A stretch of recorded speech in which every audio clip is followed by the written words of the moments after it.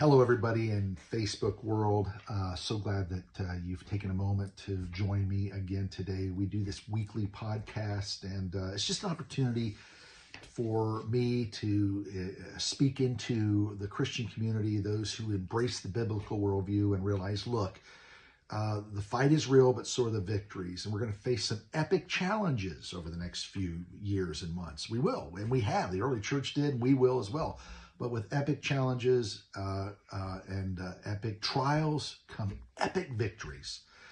So let me just speak real quick into some of the calls that I've had. And I've had some emails and some texts and from different folks throughout the country who said, Jim, I just felt like, I don't know, our preacher Sunday just kind of dodged around this horrible event that took place, the assassination of one of our leading advocates for the Christian worldview.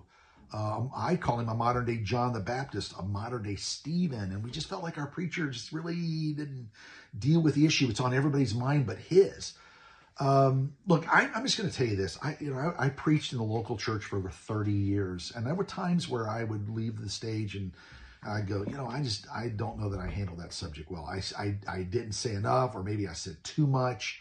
So I don't want to pick on preachers or run preachers out of town, but let me just say this to my preacher friends and all those who lead congregations, who admonish people on Sunday, who advocate for God from behind a lectern or pulpit. We have a responsibility to be relevant, biblically relevant. And I would say if somehow this conversation is going on in the world amongst our people, and the person that they look to, and that's the preacher, to kind of guide them through these challenging times, if we fail to do that, then we're courting irrelevancy, okay? And we're either detached from reality or we're being perceived as dismissive, and that's the last thing any preacher wants. Now, again, there is no specific way in which to deal with a catastrophic crisis that we experienced this week. A martyred believer, one who spoke for God, was killed. There's no magic bullet that you can use on a Sunday to navigate your people through the challenge. I would say to not say anything is a mistake. And I'm not being critical. I'm just challenging you, my fellow ministers and preachers. Take advantage of these moments, because your people are, and navigate them through that. So here's something I was always concerned about as a preacher. I didn't want my people hanging around the water cooler at work on Monday, or a bunch of soccer moms on bleachers discussing key issues, moral issues, biblical issues that were relevant to what's going on in society, but that I failed to address from a biblical perspective. And they're getting all the wrong answers from all the wrong people when they should be getting right answers from the church. I'm going to use a quote here, and I don't know who said this. I'd like to take credit for it, but it's above my pay grade. It's really good, but listen carefully. When the church is silent on issues that the culture is screaming about, then a whole generation only hears one worldview. The church must speak up, disciple up, and train up a generation to navigate through cultural issues with truth and love. Silence is simply not an option. And so churches, we got to deal with these critical issues. To me, what happened a week ago with Charlie Kirk was more than an individual being shot and killed. A spokesman for objective truth, a spokesman for God, a man who had a keen ability to go into the gates of hell, storm the gates of hell. And I'm talking about college campuses where truth is mocked, where God is ridiculed, and speak to the student bodies. And all he had was a tent and a microphone. He changed the landscape of our world. I'm praying. And churches, if we don't speak to this issue, then we fail. We fail our community, fail our churches, we fail Christ. We've got to pray that God will raise up the next Elisha to take the mantle from Elijah, because Elijah fell last week. He's gone. But we need to raise up Elijahs. When Stephen was stoned, the Bible says they came together.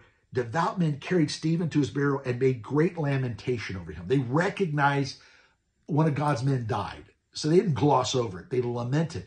But then what happened? Keep reading. Philip takes a lot of church folks from Jerusalem went to Samaria, preached, multitudes were saved. Acts 6:8, great joy came on Samaria. We're not going to sit around and ask, why did it happen? Why did God allow Charlie Kirk to be taken from us? We're going to ask how. How can we take this crisis and glorify God and see the church, the message of truth, the church truth expanded? And I'm watching it happen. You're seeing college students. You're seeing people. I read a text from someone the other day. I haven't been in the Bible this much in years, and I'm reading. I had a 21-year-old young lady text me the other day, and she said, I've been reading the book of Nehemiah, and I keep asking God, after this event took place a week ago on this college campus, do you want me to be the next Nehemiah? What walls do you want me to build?